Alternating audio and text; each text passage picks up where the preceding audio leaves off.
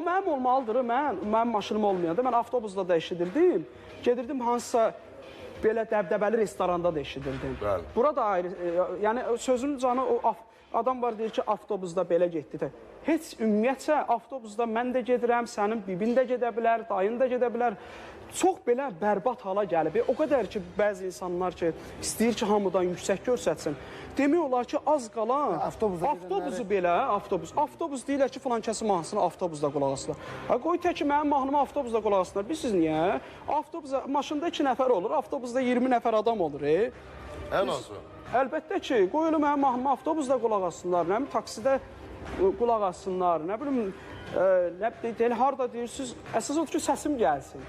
Bu boyda özünüzü, bəzi adamlara deyirəm, özünüzü yüksək göstərmək üçün qarşı tərəfi boyda alçaltmayın.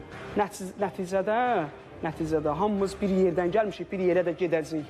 Heç kim özü ilə nə təyyarə aparır şəxsi təyyarəsini, nə də heç kim avtobusa minən də özündən avtobusa aparmır.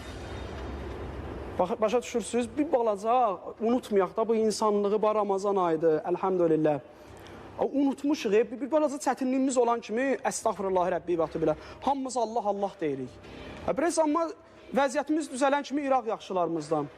Ondan sonra başlayırıq ki, əstəğfirullahi Rəbbi və bilə. Nə danışsan, elə hər şeyi bilən mənə.